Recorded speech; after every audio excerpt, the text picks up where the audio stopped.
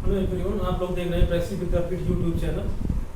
आज हम लोग एक छोटा सा बात करेंगे इसमें पीएच वैल्यू, जो कि केमिस्ट्री में काफ़ी इंपॉर्टेंट है। ये काफ़ी बच्चे निकालना जानते हैं। और इसमें एक बात हम लोग और देखेंगे कि पीएच वैल्यू होता क्या है वो देख लेंगे, पीएच वैल्यू का इम्पोर्टेंस देखेंगे, और एक ऐसा भी हम लोग इसमें भी क्वेश्चन करेंगे, उस टॉपिक के बारे में भी जानेंगे कि अगर आपको किसी भी एसिड का या बेस का अगर पीएच वैल्यू दिया हुआ है तो वहाँ से कंसंट्रेशन ऑफ H+ और OH- आयन कैसे फाइंड आउट करेंगे, और वो भी बिना एंटी लॉग टेबल देखे।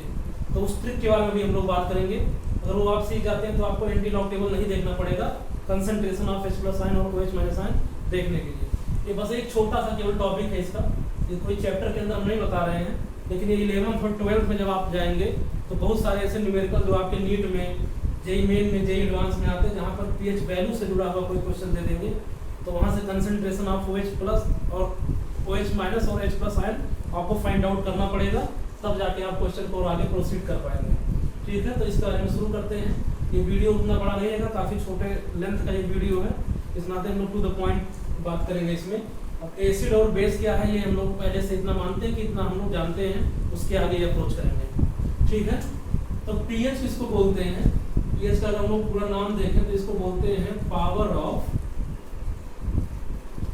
ऑफ हाइड्रोजन आयन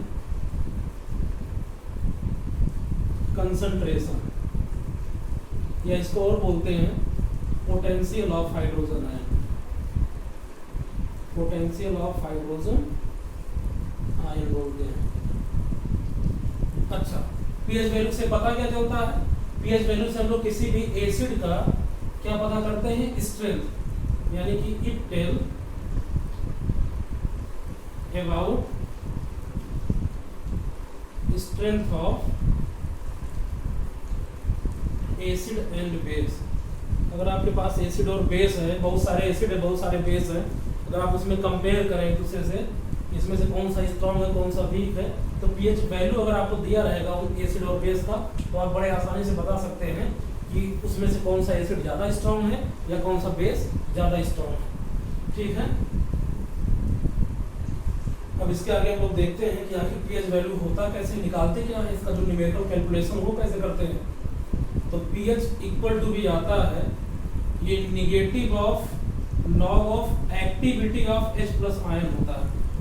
कहीं हम लोग देख लेते हैं कि यहाँ पर कंसंट्रेशन ऑफ H+ आयन होता है, लेकिन अगर इसका फॉर्मूला देखें तो यहाँ एक्टिविटी ऑफ H+ आयन है, और एक्टिविटी से ये भी कंसंट्रेशन ऑफ H+ आयन आएगा। देखते हैं कैसे। तो इसका जो मेन फॉर्मूला है पीएच इक्वल टू इतना। ऐसे अगर हम लोग बेस के लिए देखें तो पीएच, एक बात ये पहले समझ लेते हैं कि एसिड के लिए हम लोग क्या निकालते हैं? पीएच वैल्यू निकालते हैं, और जो आपका बेस होता है उसके लिए हम लोग क्या कैलकुलेट करते हैं? पीएच। क्योंकि जो आपका बेस होता है वो OH- आयन प्रोवाइड करवाएगा, और जो आपका एसिड होता है वो H+ आयन प्रोवाइड करवाता है।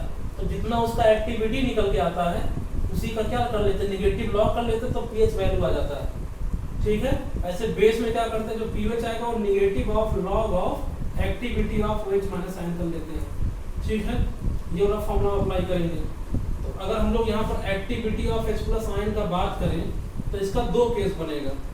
केस 1 कि इफ अगर कंसंट्रेशन आपका जो एसिड है, अगर कंसंट्रेशन एसिड का 1 मोलर से ज्यादा है, अगर concentration of acid is greater than 1 molar, then activity of H+ ion equal to भी होता है gamma into concentration of acid, यानी कंसंट्रेशन ऑफ H+ आयन। इस तरीके से समझेंगे, जो आपका एक्टिविटी होगा किसका?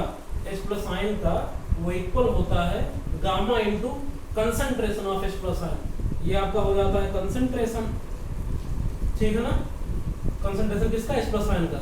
और यहाँ पर क्या करेंगे, अगर हम लोग का जो गिवन कंसंट्रेशन H+ आयन का है, यहाँ पर अगर मैं लिख दूँ कंसंट्रेशन ऑफ H+ आयन अगर ग्रेटर देन 1 मोलर 1 मोलर है, उस समय तो आपका जो गामा होगा इज डिटरमाइंड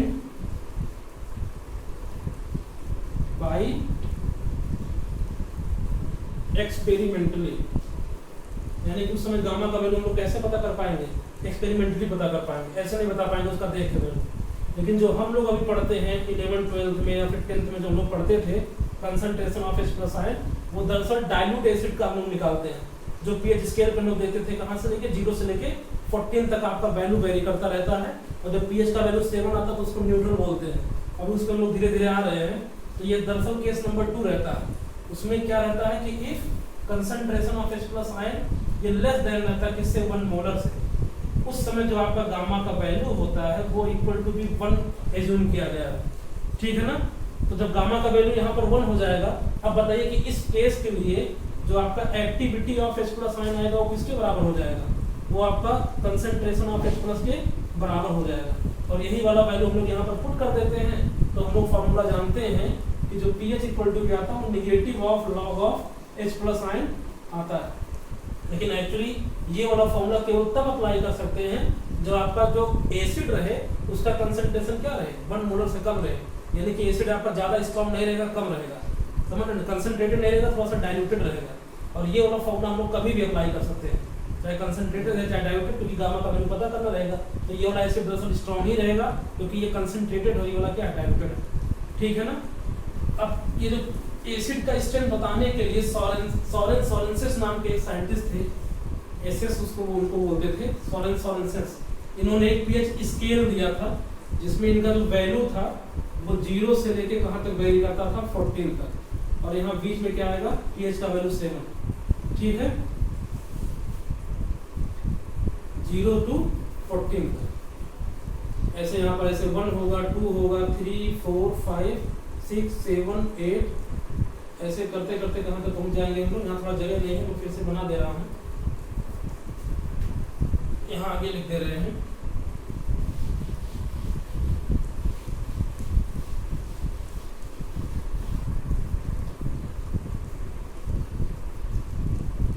जीरो 1 2 3 4 5 6 7 8 9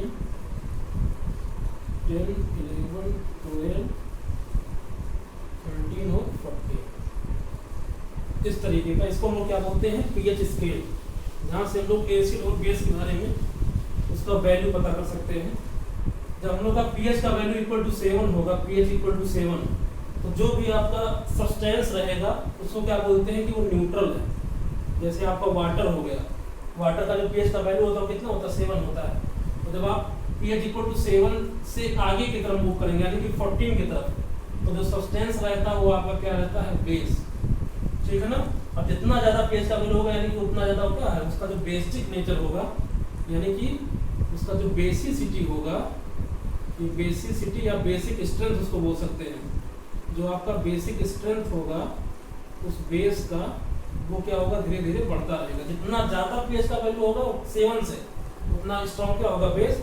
और जब इधर पीछे की तरफ बढ़ेंगे 0 की तरफ, तो जो एसिडिक नेचर होगा वो आपका क्या होता रहेगा, इधर आपका एसिड रहेगा, ये आपका एसिड है, तो इसका जो आपका एसिडिक स्ट्रेंथ होगा वो कितना होता जाएगा, बढ़ता जाएगा। यानी ये कुछ ऐसा दिमाग लगाइए कि अगर अपने पास 2 एसिड दिया है, एक एसिड आपके पास है A, एक दूसरा एसिड है B, इसका जो पीएच का वैल्यू है वो आपका 3 दिया है, इसका पीएच का वैल्यू 2 दिया है। तो जिसका पीएच का वैल्यू जितना कम रहेगा मतलब उतना ज्यादा स्ट्रॉन्ग एसिड है। यानी कि अगर इसमें एसिडिटी देखें तो B का ज्यादा होगा, A का क्या हो जाएगा, कम हो जाएगा। ऐसे बेस में अगर 2 बेस अपने पास है A और B, और इसका अगर पीएच का वैल्यू आपको दिया हुआ 8, इसका पीएच का वैल्यू दिया है 14 या 13 कह देते हैं, तब इसमें ज्यादा स्ट्रॉन्ग बेस कौन है, जो आपका B है वो स्ट्रॉन्ग है किससे, A वाले से, बेसिक नेचर में, ठीक है ना। तो पीएच वैल्यू कैसे निकालते हैं, पीएच कैसे निकालते हैं, ये तो आपने अच्छी तरीके से जान लिया। मेरा जो इसमें बताने का मतलब था, इस नाते हम थोड़ा इसमें बहुत स्मूथली थोड़ा स्पीड में चल रहे हैं, क्योंकि मुझे बताना है कि पीएच का वैल्यू अगर आपको गिवन है तो उसका उल्टा यानी कि concentration of H plus ion कैसे हम लोग फाइंड आउट करेंगे। तो पीएच का वैल्यू तो हम लोग निकाल सकते हैं, एक दो मैं एग्जांपल करके समझा सकता हूँ इसको अच्छी तरीके से। जैसे अगर आपको ऐसे दिया कि कोई एसिड है कि ऐसे कंसंट्रेशन ऑफ HCl है, ये अगर आपको लिखा होगा 10 पावर -5 मोलर इस तरीके से, तो अगर इसका पीएच आपको निकालना होगा तो कैसे पता करेंगे। अगर आपका स्ट्रॉन्ग एसिड है तो स्ट्रॉन्ग एसिड क्या करेगा, पूरा का पूरा डिकम्पोज कर जाएगा, पूरा टूट जाएगा। तो यहाँ से जो HCl होगा ये क्या बनाएगा, H प्लस आयन प्लस क्या हो जाएगा, Cl माइनस आयन। तो जितना कंसंट्रेशन HCl का होगा उतना ही कंसंट्रेशन किसका आ जाएगा, H प्लस आयन का आएगा, और क्या आ जाएगा, Cl माइनस आयन। आपको पीएच वैल्यू निकालने के लिए किससे मतलब रखना चाहिए, केवल concentration of H plus ion से। अब ये केस देख लीजिए कौन सा केस वाला है, जब कंसंट्रेशन एसिड का किससे लेस देन हो 1 मोलर से, यानी कि यहाँ पर एक्टिविटी जो हम लोग निकाले थे वो कंसंट्रेशन के बराबर आ जाएगा, क्योंकि इसका गामा कितना आएगा 1 आ जाएगा। तो यहाँ से अगर हम लोग इसका पीएच निकालें तो पीएच इक्वल टू कितना आएगा, negative log of concentration of H plus ion. Solve करेंगे तो कितना आ जाएगा, नेगेटिव लॉग ऑफ कंसंट्रेशन कितना है 10⁻⁵। इसको अगर सॉल्व करें लॉग का प्रॉपर्टी लगाएं तो -5 और यहाँ पर 10⁻⁵ पहले से है, माइनस यहाँ पे लगा हुआ है, तो इसका वैल्यू कितना आ जाएगा 5 आ जाएगा, यानी कि इसका पीएच का वैल्यू क्या है 5 है। स्केल में जाके देखेंगे तो 5 आपको यहाँ मिल रहा है, यानी कि क्या है आपका एसिड हो गया। ऐसे अगर दूसरा ऐसे एग्जांपल लिखा हुआ है कि अगर आपका लिख दिया गया है कि NaOH लिखा है, NaOH का जो कंसंट्रेशन आपको गिवन है वो 10 पावर कितना दे दिया -4 मोल ऐसे लिख दिया है, ठीक है। तो यहाँ से अगर हम लोग देखेंगे तो यहाँ से मिलेगा क्या, तो आपका NaH है, ये भी एक स्ट्रॉन्ग बेस है, ये भी पूरा का पूरा डिकम्पोज करेगा, टूट जाएगा, तो Na प्लस प्लस किसमें आ जाएगा OH माइनस में। जितना कंसंट्रेशन आपका NaOH है उतना ही कंसंट्रेशन क्या आ जाएगा Na प्लस भी आ जाएगा, और उतना ही कंसंट्रेशन क्या आ जाएगा OH माइनस। अब दरअसल यहाँ पर आपके पास बेस है, तो बेस के लिए हम लोग क्या अप्रोच करेंगे, निकालेंगे, क्योंकि यहाँ पर concentration of OH minus hydroxyl ion का कंसंट्रेशन लिखा हुआ है, तो हम लोग पीएच ना निकालते हुए क्या निकालेंगे, पीओएच निकालेंगे। तो यहाँ से जो आपका पीओएच का वैल्यू आएगा वो कितना आ जाएगा, negative log of concentration of OH minus. Solve करेंगे तो negative log of 10⁻⁴ equal to भी कितना आ जाएगा 4। तो पीओएच का वैल्यू कितना आ गया 4 आ गया। अच्छा एक और बात कि जो यहाँ पे स्केल बनाया गया है ये 25 डिग्री सेल्सियस पर एज्यूम करके बनाया गया, जो सोलेंसर ने बनाया था, जिससे हम लोग एसिड और बेस के बारे में बताते हैं। तो ये किस पे है एट 25 डिग्री सेल्सियस, ठीक है। और 25 डिग्री सेल्सियस पर अगर हम लोग वाटर को देखें तो वाटर आपका क्या है H2, ये दरअसल आपका एक वीक इलेक्ट्रोलाइट होता है जो कि पूरा का पूरा डिकम्पोज नहीं करता, पार्शियली डिकम्पोज करेगा। तो यहाँ से आपको मिलेगा H प्लस आयन प्लस क्या हो जाएगा OH माइनस आयन। तो 25 डिग्री सेल्सियस पर जो कंसंट्रेशन मिलता है H प्लस आयन का OH माइनस आयन का वो बराबर मिलता है दोनों का, और उसका जो वैल्यू होता है वो 10⁻⁷ मोलर, और इसका भी कितना होता है 10⁻⁷ मोलर। यानी कि अगर अपने पास 25 डिग्री सेल्सियस पर 1 मोल वाटर होता, अब दिमाग लगाइए कितना कम अमाउंट में आपको क्या मिल रहा है H प्लस और OH माइनस। इससे अंदाजा लगा सकते हैं कि जो आपका वाटर है वो कितना वीक इलेक्ट्रोलाइट है, ठीक है।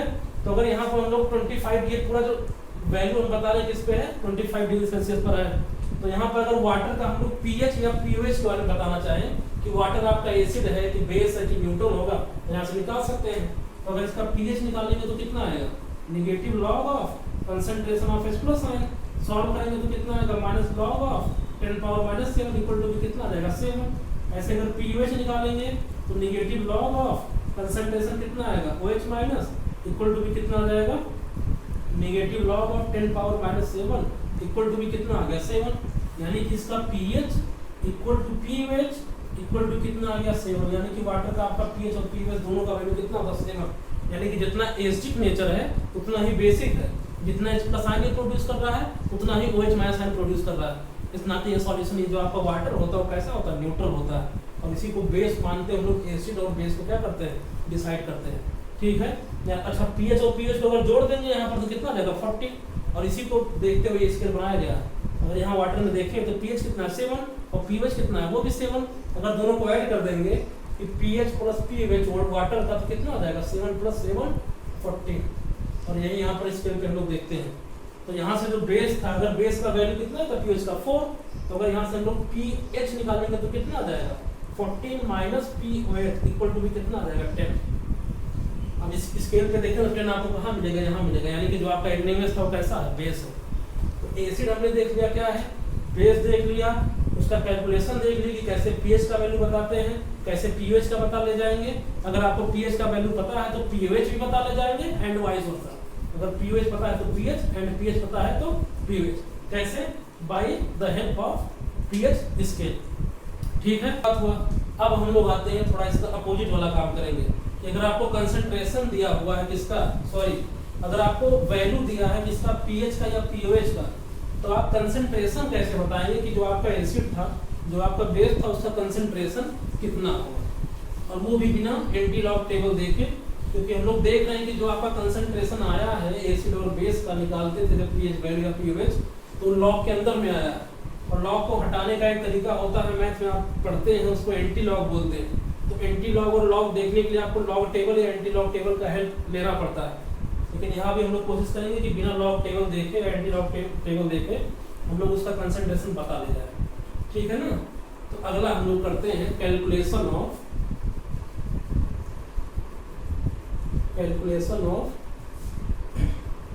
H plus ion by pH value. जो आपका pH वैल्यू दिया हुआ है उससे आप क्या पता करेंगे, concentration of H plus ion. इसको सीधे हम लोग एग्जाम्पल से समझते हैं, ज़्यादा समझ में आएगा। कि अगर आपको ऐसे लिखा हुआ है कि pH इक्वल टू भी 3, pH इक्वल टू भी कितना है 3, तो आपको पता करना है कि then concentration of H plus ion कितना होगा, ठीक है। तो कैसे करते, तो लोग जानते क्या है कि जो pH होगा, pH इक्वल टू भी negative log of concentration of कितना होता है H प्लस आयन, ठीक है। तो अगर यहाँ पे हम लोग पुट करें, आपको बताना इस बार ये जो लॉग के इनपुट में है, तो अगर यहाँ से करना चाहें तो क्या आ जाएगा, 3 इक्वल टू भी कितना negative log of concentration of H plus ion, ठीक। Log concentration of H plus ion equal to भी -3 आ जाएगा। अब ये लॉग के अंदर में आपका क्या है, H प्लस आयन है। अब यहाँ से सॉल्व करने का दो तरीका है, या तो लॉग को अपोजिट कर लेते हैं। लॉग का उल्टा क्या होता है, एंटी लॉग। एंटी लॉग को अगर लॉग में मल्टीप्लाई करते हैं, बाद थोड़ा सा मैथ में चलना पड़ेगा, वो बता देंगे तो आपको काम आएगा। जैसे जो आपका एंटी लॉग होता है वो 1 क्या होता है, लॉग। तो अगर लॉग एंटी लॉग का मल्टीप्लाई करेंगे तो कितना आ जाएगा, 1 आ जाएगा।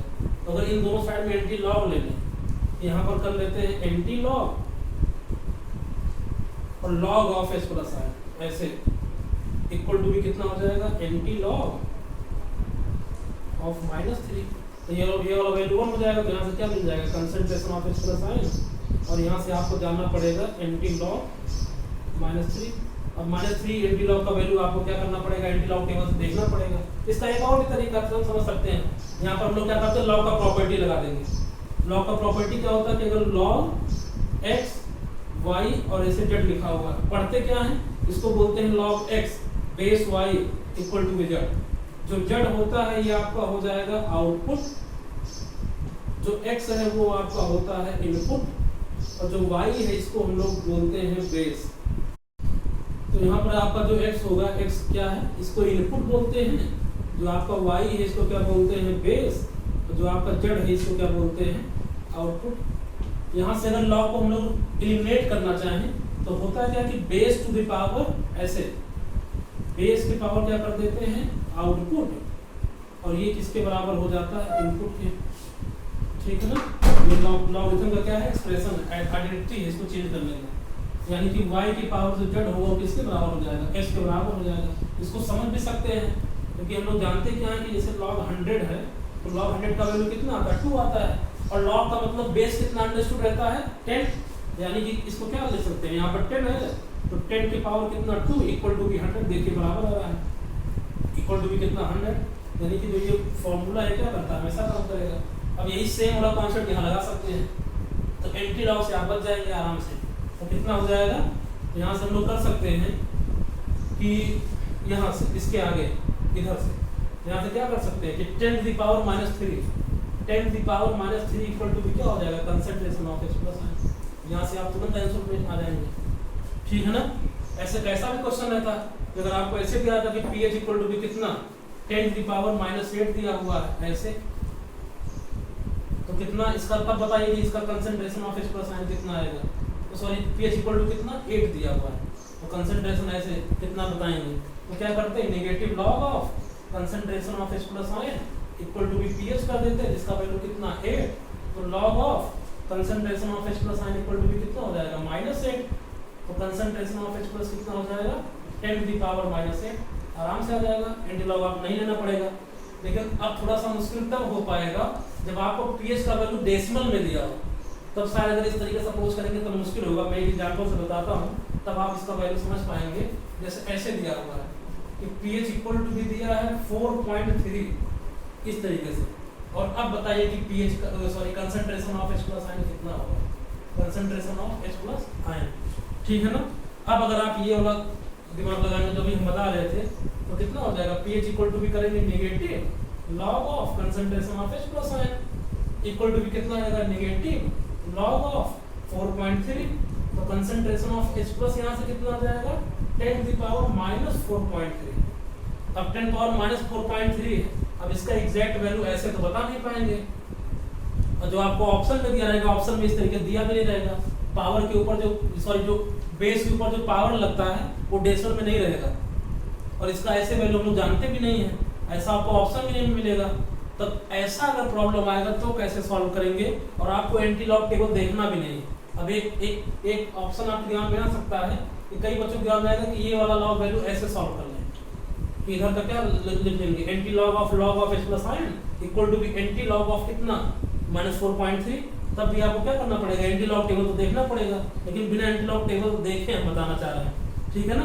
तो ये प्रॉब्लम समझ गए। अब इसका सॉल्यूशन बताते हैं कि कैसे आएगा।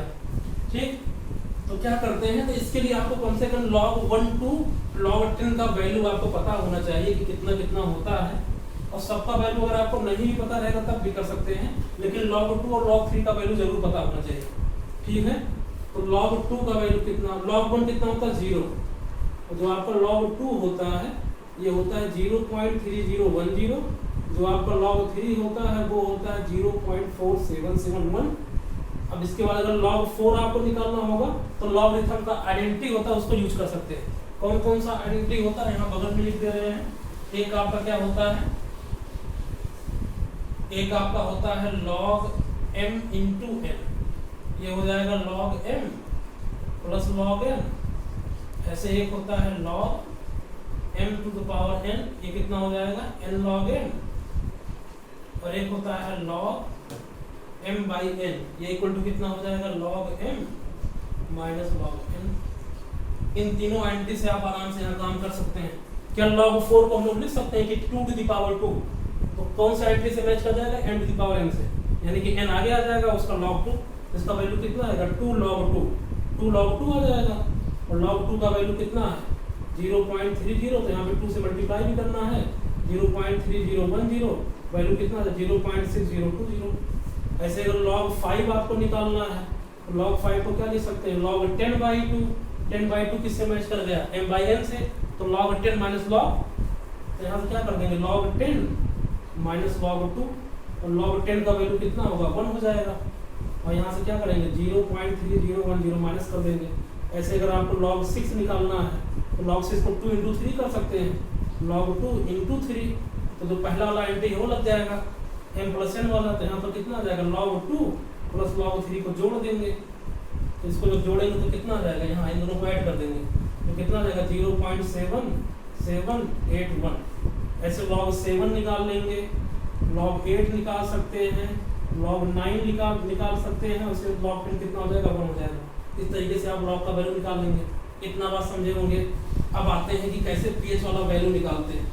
अब उसी प्रॉब्लम को जो भी हमने यहाँ किया था इसी को बता रहे हैं। कितना हमने दिया था आपको, पीएच का वैल्यू लिखा था 4.3, और आपको कंसंट्रेशन बताना था H प्लस आयन का कितना होगा।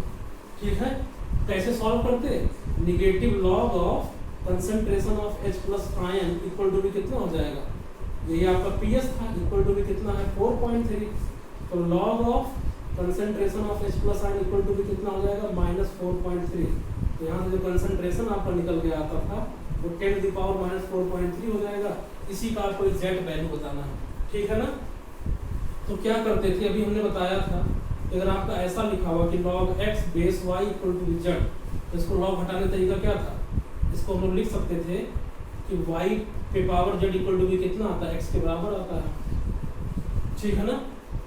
अच्छा, एक बात हम लोग ये समझेंगे। अच्छा, इसी का एक और तरीका, इसको कैसे निकालते थे, अगर इसी का एंटी लॉग लेते, दोनों को एक साथ लेके समझेंगे तो समझ में आ जाएगा।